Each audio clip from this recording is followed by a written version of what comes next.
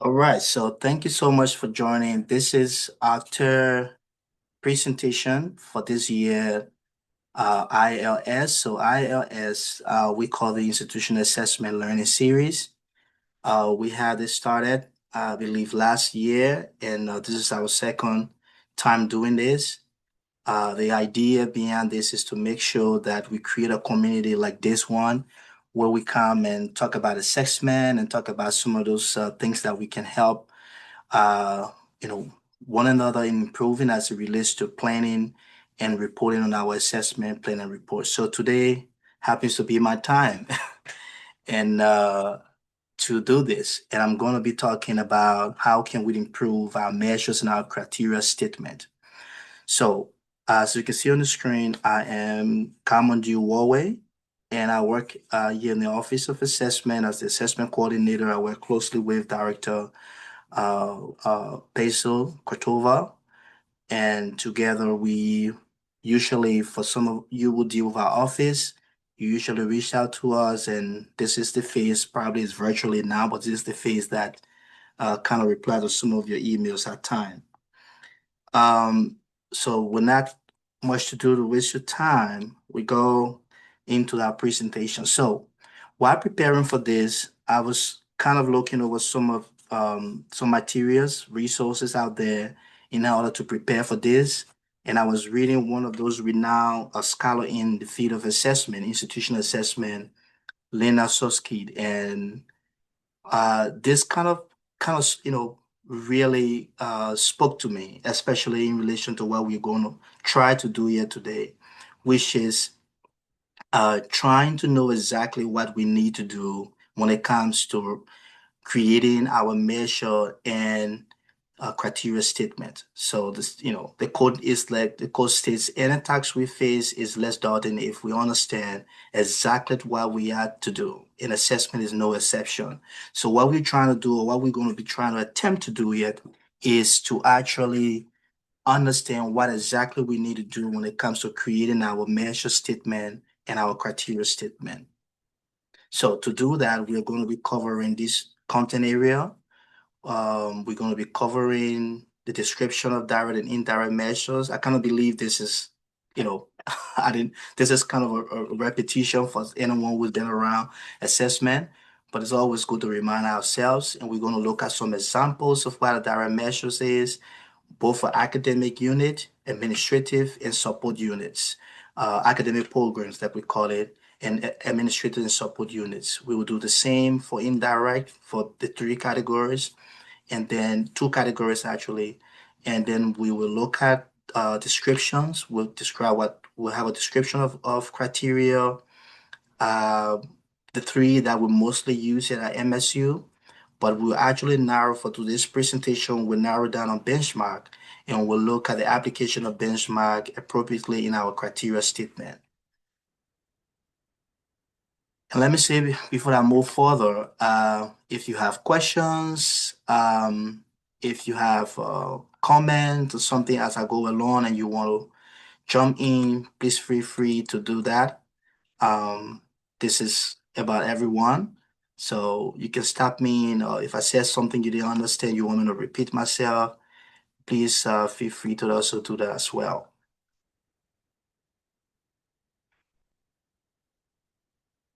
Okay, here we go. Yeah, so like I mentioned, the what is direct and indirect measures? Like I said, if you've been around assessment for some time, this terminology will kind of like come handy. Uh, but like I said, it's always good to remind ourselves what direct measures actually is. So direct measure is those measurement that we use to assess our learners' direct performance.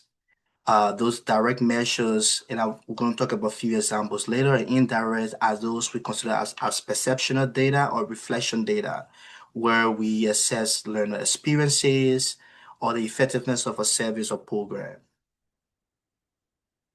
And here are some examples of direct measures.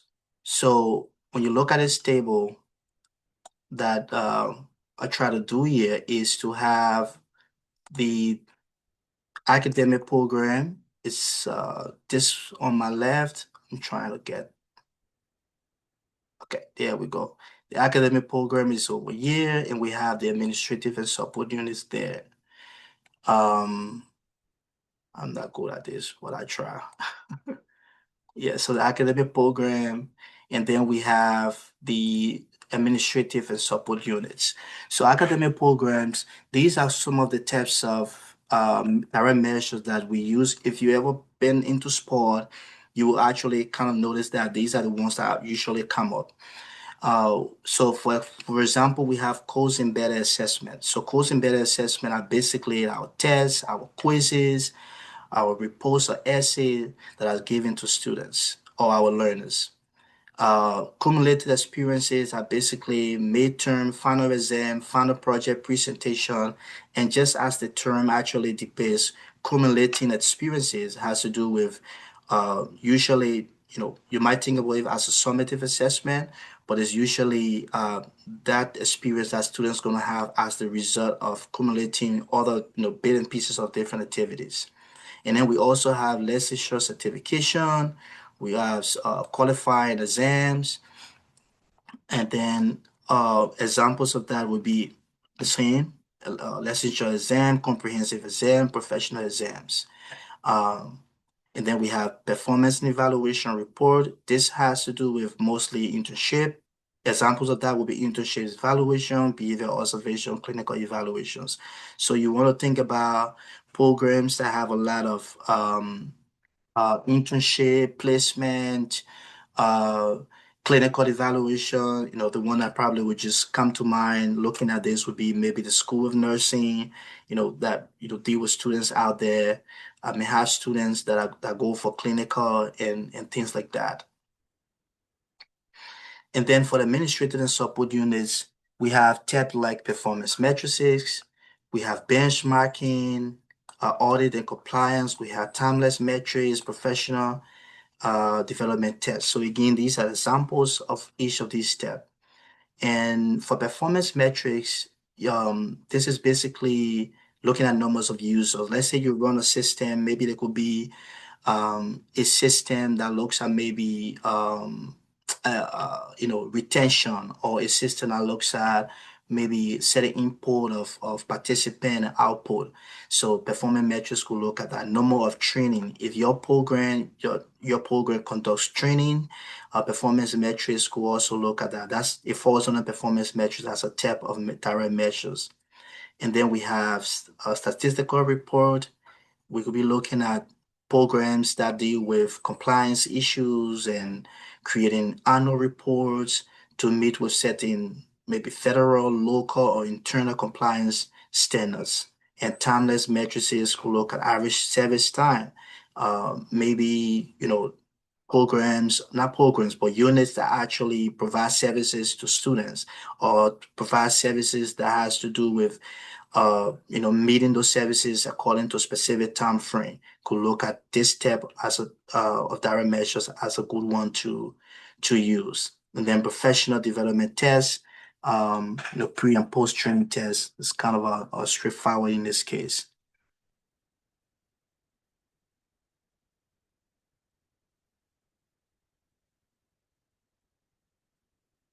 Okay.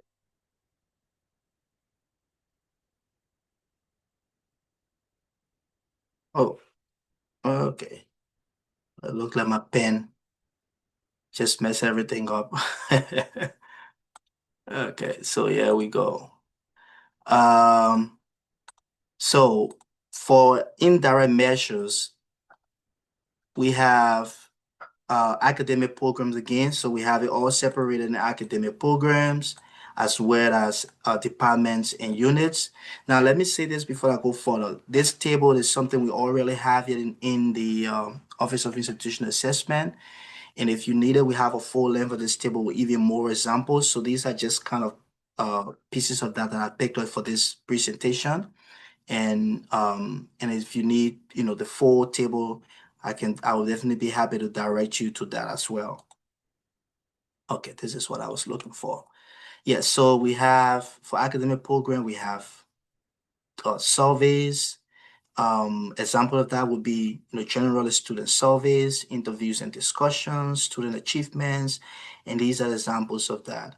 And then for department and units, we have again surveys, but more specifically, for department and units, it will, cover things like student survey, but this time maybe like for support programs who actually provide services for students. They want to give us surveys to understand student perception and how students feel about using those services. This that could also fall on indirect measures, the student satisfaction survey, participation feedback, opinion surveys, and so forth. So to do this, to create these measures, a lot of times one of the difficulty we have is knowing that these are the types of measures, but then how do we actually craft that type of measures into a measure statement that helps when we are preparing our report. So this is kind of a suggestion, and you can improve on this. You can, elaborate more on this. But key to this suggested formula are key aspect that is expected to be within your measure statement. First, your measure statement should have that measure stated itself. For example, like we just look at it, should state whether it's a final exam. It should state whether it is a test or it is a quiz or it is a survey.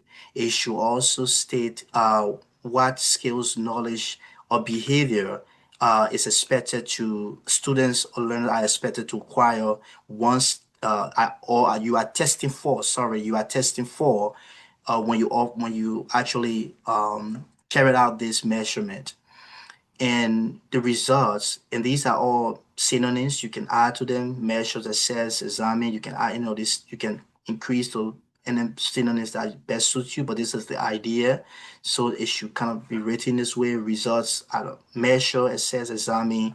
And it's always good to restate the outcomes so that once the reviewer is looking at this, the reviewer can clearly see the connection between your measure, the specific skills and knowledge being assessed, and the outcome to which you're trying to assess, the overall outcome you're trying to assess.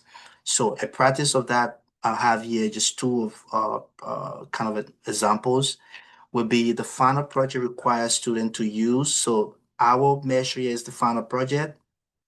The skills or knowledge behavior here is requiring students to use contractions with possessives in your two-page essay. So this tells us that the measure is definitely assessing this skill or this knowledge.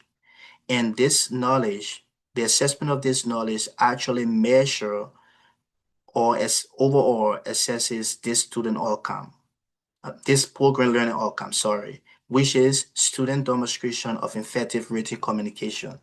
So how do we assess student demonstration effective reading communication? Is by knowing or understanding or having data that proves that our students are able to use contraction with possessive in two-page essay. So the measure that's going to help us do that is the final project. So, these are kind of key components that should be in it. And again, you can elaborate on this more if you want the reviewers to have a clear understanding, but these are key parts that needs to be in it. And another example could be the comprehensive exam test uh, the comprehensive exam test students' knowledge in molecular, cellular, and developmental biology. Results assess students' ability to demonstrate a thorough understanding of anatomy and cell biology to show readiness to continue in the program. So students' ability to demonstrate a thorough understanding of anatomy and cell biology could be the overall program outcome here. This is what the program hopes that students will be able to learn or understand in order to be ready to continue into the program. And how will that program test that? Again, is by through this comprehensive exam that tests this specific knowledge. So for administrative and support units, we also, have some formula that could also help in creating our measure statement.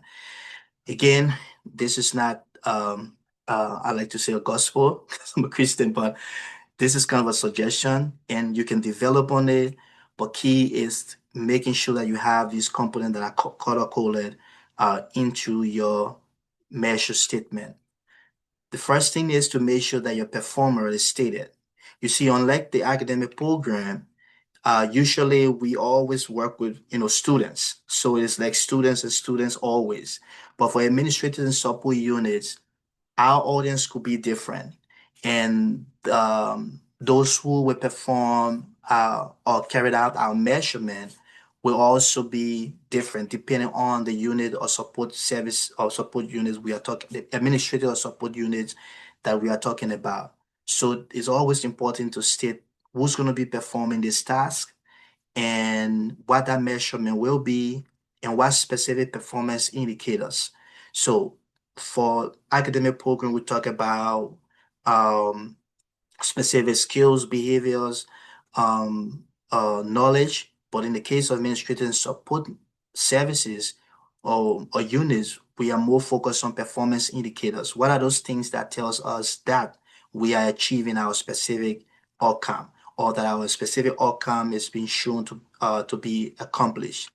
So we have these two examples. For example, the first one reads, an external audit team will submit. So you're stating that for your measurement, you will have an external audit team that will come in, and that external audit team will actually submit an annual report. So your annual report year is your measure. The tax is submitting that annual report, and that annual report will actually assess the efficiency of internal controls over federal programs. So that's what you're looking for in terms of your annual report. And what that does is that it ensures that that department, not that unit, is in compliance with federal financial regulations. So let's say your outcome was making sure that you comply with federal financial regulations. So this measure kind of tells the reviewer that you are complying with, you are achieving your outcome by making sure that you have this report that shows that you have achieved compliance with these federal regulations.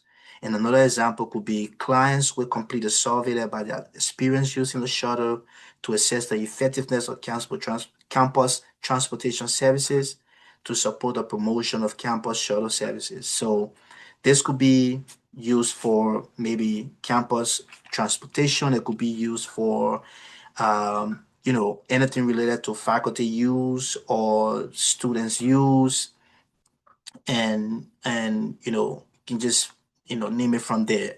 So this could be recraft into your own fitting for a support or administrative unit. So that's what we have for measures formula. So there are key things that we encourage, and the literature also shows that we do and we don't do when it comes to our measures. And we have them, so many of them, but for the sake of this presentation, we kind of just I kind of like came up with just four of the many that were out there. And I feel that these are really important, especially when we want to craft better measure statements. So for example, we also have to realize that we use multiple measures. It's always easy to feel like you can only rely on, like for the dons, you can only rely on indirect measures, or you can only rely on a specific measure over and over. But it's always good that you use multiple measures. And the dons, like I mentioned, it's not always great to rely only on indirect measures. And then for the do's, we have align measures with learning outcomes. Like we have in the measures formula, it's always good that in your measure statement, you always show that your measure is aligned with your learning outcome. Even though the learning outcome is there, but it's always good that you have that restated in your measure so that the reviewer or understands and clearly see how that measure is aligned with your learning outcome. And most importantly, and when I read this, I kind of chuckle a little bit. It says, don't assess everything. So I was like, okay, I don't know what that means for everything, but I'm sure somebody might know this. So I'm going to have this there. Don't assess everything, right? It's always good to be I would imagine more not too narrow, but making sure that you are assessing exactly what needs to be assessed in relation to your specific program needs. Usually, you want to look at your program mission statement, your program goals, your program learning outcomes. So you want to make sure that whatever measure you are using is actually feeding the necessary data that will show that you are achieving beyond not just your outcome, but your program mission statement as well as your goals. And then always make sure that your measures are feasible. So, a lot of time is kind of, I won't say it's easy, but it's we get, quickly trapped into this idea of we want our measures to be unique. We want our measures to kind of be this measure that shows what we are doing in our program. But you also have to realize that a more feasible measure is better usable because when you're not there, someone else picks up that measure, that tool, and they are able to also look at that and use it. Uh, a lot of times we use grades, which, grade from different courses, but it's always encouraged to not only rely on grades because there are other aspects of your program besides grade. You also want to know how students feel. You also want to know student perspectives when it comes to other area or other aspect of your maybe the instructional practices or the different services you are offering as a unit or as a department or as an administrative function. No, sorry, administrative function wouldn't deal with grades, but specifically as programs, academic units. So you want to make sure that grades is not the only one. It's great, but it's not the only one. So collect evidence regularly. And this is what we try to do here annually, making sure that together, this office and you will helping to make sure you are collecting evidence regularly that you can look back at. And don't design overly complicated measures. So just back to not assessing everything is making sure that your measure is not overly complicated. And that's what I think this formula, even if you choose to not use it, I would encourage you to just look at it as a template. You don't have to use it word by word, but just making sure that your measure is not overly complicated, that the reviewer will have to, do additional research into your program and everything around it to just understand exactly what your measure is. So that is all we have for measures, and let's look at criteria, which should be the last segment of this presentation. So criteria is kind of straightforward in a way. It's sometimes referred to as performance or success targets.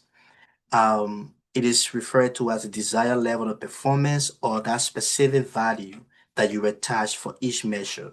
So that value that you say, well, this is where I want to get. This is my desired level of performance. That is your criteria. So we have a couple of different types of criteria that we usually work with here at MSU. There are more, but we just have the three. We have benchmark, we have rubric metrics, we have checklists. So I'm just going to kind of read through this in a different way. So we go further. Benchmark is what we're going to narrow down on, as I said initially from the beginning of this presentation. Uh, a rubric metrics, as the it's clearly states, is developed around expectations. So usually we have rubric metrics that are available for students to use, available for other participants in that program to be able to see and understand as it relates to what tax is expected. So that even external raters can take that rubric and use it to actually measure or assess or know whatever benchmark you want to achieve. And then checklist, as we all know, is kind of straightforward. Checklist is just specific expectation to ensure completeness. It's kind of like a yes or no list you have. That is for checklist. And these are different types of criteria. But specifically, we're going to narrow down on benchmarks. So for benchmarks, benchmark is predefined standards or targets. And these are the two that we want to dive into. Standards or targets objectively measure the quality of learning outcomes. So standards are the lowest acceptable performance level. So usually our standard is our baseline percentage of score that the program wants to achieve or the program aims to achieve. What is that baseline percentage that we want to achieve. Not by individual students, but as a program. What's that standard that we set? So the standard could mean, for example, our standard is 80% up means that student can work now and graduate. 90% up means that student understands this, content that we're talking about. So that's baseline is what we consider the standards. And target, unlike standard, is the proportion of students you hope to achieve that least acceptable performance level. So what is your target? Are you targeting 50% of your students? What do you consider as success? Is your success 70% of your students meeting the standards, or is your success 4%, 7% of students meeting the success? So a lot of times I would just say me kind of got confused about this initially, but through research, I kind of understand. I hope this provide understanding for other people that we have standards, we have targets. So our target is the proportion of work that we are hoping to achieve, and our standard is that performance level the acceptable performance level that proportion of work would be considered achievable. So again, I don't know what I stumbled across a couple of formulas to bring today, but we have some more. So these are a few that probably can help you in creating your criteria statement. Again, you can expand on this as much as you want, but just by knowing what a standard is, usually this is how a standard uh, criteria statement might be crafted, right? Or we might have, for example, blank percent of students we achieve, blank percent or higher on, again, the measure should be stated, and again, our outcome must be restated. And this is really important that we always have our measure and our outcome restated, because again, you are telling a story and you want to make sure that whoever's reading this story, that person is not lost, about the plot, your goal, what you're trying to achieve here. So this is one example of thing that we have at least blank percent of students will achieve or score. Now you can use either of these, blank out of blank or better on the rubric title. We have the rubric title components related to the outcome. And there's another one here. This one is specifically, the third one is specifically for departments or support units or administrative and support units.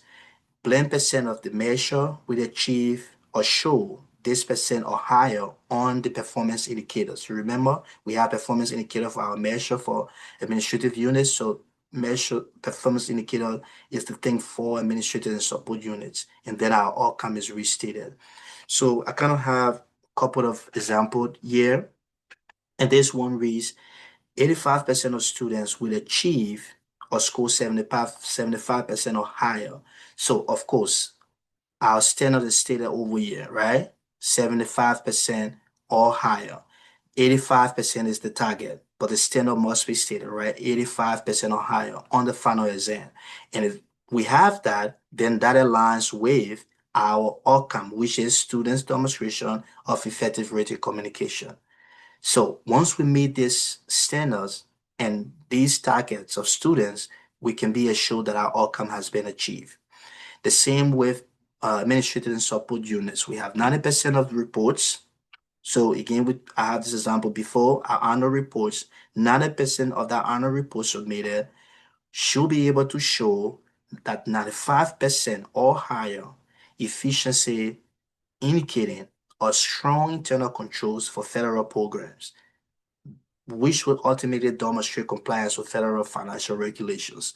So it's not always about, okay, in your criteria, you say, we're going to receive two reports, and once you receive the two reports, you check those boxes and say, well, that's done. Well, that's also good. That's great data. And that also serves your purpose. But imagine somebody looking at that and wanting to know more, right? What was that reported about? You don't have to submit the report, but just by having statement like this, and showing that in your findings definitely shows that we didn't just receive reports, but our reports show that we have 80%, 70%, 90%, efficiency as it relates to internal controls for compliance with federal regulations. So you want to have criteria statement like this that tells a little more detail about what you expect at the end of that time period. So for targets, again, standards is one way you could write your criteria statement. This is one other way you could also write your criteria statement in a target format, right? You could say blend percent of students will select agree, strongly agree. Maybe you're talking about a survey, right? Maybe you're talking about something that a measure that you'll be using, not just agree to agree, but something that's mostly about students checking those boxes that you want on the measure title, which align with your outcome again. So you always see that have this outcome keep being repeated.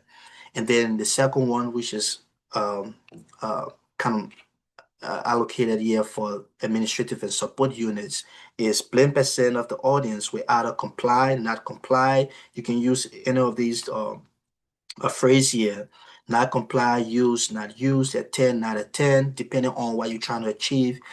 Uh, then your performance indicator, which align with this specific outcome. Uh, yeah. So in practice, it could look something like this. 95% of our students will select agree or strongly agree on the communication survey. So in this case, you don't have to use standards. You can use a target because your goal is making sure that 95% of your students either agree to a specific um you know service you're providing or a specific knowledge or skills you're expecting to know on your communication survey. And by that percentage of students agreeing or strongly agreeing to that, you can say, well, we've achieved our students' understanding of effective written communication. For administrative, it could be the same. 100% of stakeholders, you want all your six stakeholders will comply with the efficiency of internal controls. Now, this is a target. You may not meet it or not. Now, stakeholders in this sense, I would imagine would be everyone that work in making sure that, your report is where it is. So everyone that took each the part in making sure that report. So that could be considered your stakeholders, which is your audience um, for federal programs, which is aligned with, again, this learning outcome. That's what I have for formula. And we're going to now end basically on how can we set these, how can we set an appropriately rigorous standard? And we'll also talk about how can we set an appropriately rigorous targets. The next slide, we'll talk about that. But first, on appropriate rigorous standard, we want to first of all make sure that as a program, as a department, as a unit, we agree on what we consider as a provisional standard. What is that standard we agreed upon that says this is what we consider as acceptable in meeting our learning outcome? Because you don't want a program maybe having two or three units and each unit has their own different standards as what is acceptable and what is not acceptable in working together. There should be a provisional standard everybody kind of like subscribe to. And that standard should also be appropriately rigorous and defensive, explainable and defensive to stakeholders. That will include internal and external stakeholders. And in creating that a standard, you want to consult with external perspectives, other professional norms and benchmarks that are out there. You want to consult with them and to make sure that you are also having to agree on a standard that is acceptable beyond your own office and what you do in terms of your own institution. And couple of advice here for creating that standard will be if the evidence you're seeking is for improvement, is for funding, is for ensuring competence, this is it is highly suggested that you set that standard high, right? Relatively on a higher bar. Um, but if you just want to preserve a status quo, some of us just like it the way it is, you just want to preserve a status quo, then a lower bar does that. Um, you know, and this is kind of just a suggestion for that. But if you aim for consistency, you want to make sure, especially for academic programs, you want to also make sure that there is consistency across different modalities. You want to make sure that your online and face-to-face program have the same standards, have the same level of acceptable performance level. I mean, acceptable performance level. So you want to make sure that consistency flows through all your program, irrespective of the modalities you are using. And then uh, finally, for setting our target, we also want to make sure that our target is expressed in percentages, not averages, right? We want to make sure that we are not saying, an average of 3 students. We want to make sure that we are saying 95%, 85%, or whatever percent of our target, our work, our students, or our audience that we're targeting. And we want to make sure that if we are looking at students' developmental skills, things like public speaking, like something I'm doing right now, I'm not sure if I'm doing it really good or not. You want to make sure that you're not setting it at 100%, right? Because you do not expect every student to reach that standard, right? It's just when I read this, I was like, this is true. This is very unrealistic, right? You can say every student is going to come into your program if you are hoping that student leave with leadership skill or public speaking skill. You can say 100% of them left and they are great leaders now going out there, or they are great public speakers going out there, right? So you want to also be realistic when you set that target, because the third 1 year, clearly states, oh, sorry, the third one that clearly states assessment is imperfect, right? So many things might happen. There might be illnesses, there might be misunderstanding of the instruction on your exam, or there might be misunderstanding of, maybe a certain content area. There might be personal issues that might come, that might cause your students to miss one or two of those assignments or quizzes or just what it is. And so, uh, you know, saying 100% is your target is great, but then realizing that so many other factors might come in play, and it's more realistic not to think about, having your target being at 100%. And even if it's not at 100%, it is advised that you make sure that it's not lower than 50% as well, right? Because lower than 50% is kind of like shooting yourself into the leg and saying, even before I start to play this game, I know I'm not going to make it. So making sure that you also do not set your target below 50%. And consider using a range rather than a fixed number to avoid arbitrariness and better reflect reality. So if you want to use a range, or it's always great. If you don't want to use a fixed number, because either way you go, the most important thing is that you want to avoid, arbitrariness. You want your criteria, that value you set, to reflect reality, so that someone else in the same program, in the same unit, in the same administrative function at another institution, or somebody else looking at your performance level or your target sees it to be more realistic than just saying, I'm going to throw in a number. So you want to make sure that it reflects reality. Well, I have I went through a few of these to create this presentation, and some more that I couldn't have all of them listed here. But of course, a lot of what I've talked about is you can find them in our assessment resources, Morris State, and I kind of talking to Lena Soski work, these two editions of her work, and then I also went out to other, like I said, gotta look out there and see what other institutions are doing. How can we better ourselves? And so I looked at University of New England and saw what they have there, and in terms of crafting your criteria statement. So I don't know how fast I talk, but I think I can stop now. And if we have questions, comment, I have a question. yeah, Can sure. everybody hear me okay? Yeah, yeah, Okay. Again, I am very new. that's fine. I will be writing up results for the first time at the end of this semester. And so I had a question about The templates are extremely helpful, and there is the notion that you want to remain consistent and rigorous as possible. But I'm wondering too, and I'm also going by kind of a template of what we've done before, Yeah, sure. but and in maintaining and also making sure that I have a variety. Sorry, you kind of your volume is kind of fluctuating. It's going up and down. Sorry, my microphone Okay. is not cooperating. Let me see. Um,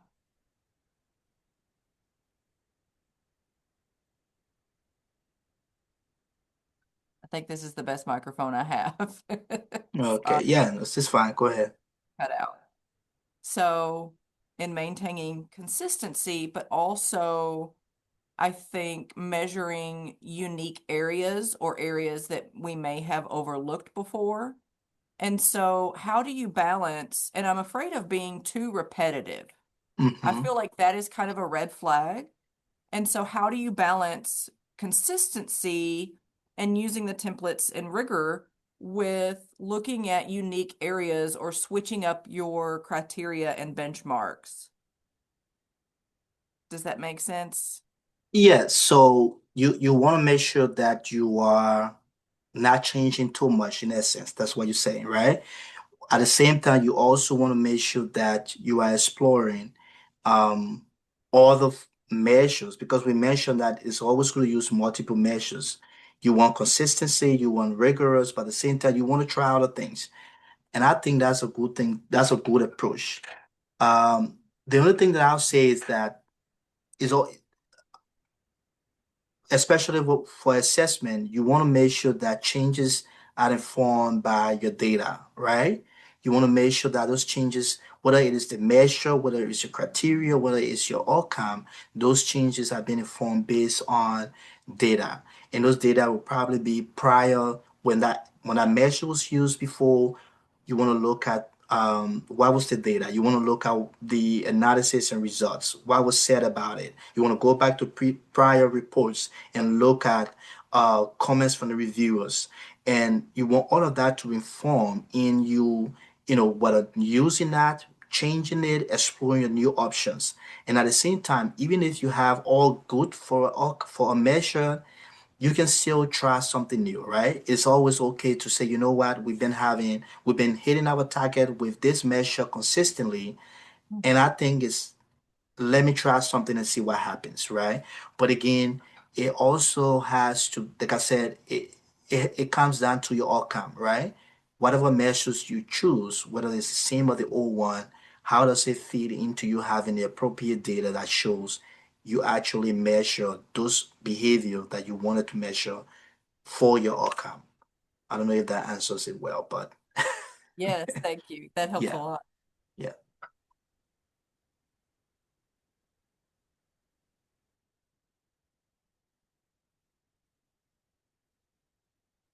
Well, well, if we don't have any questions or comments, all of this will be shared later at the end of everything. We have one more coming up Friday.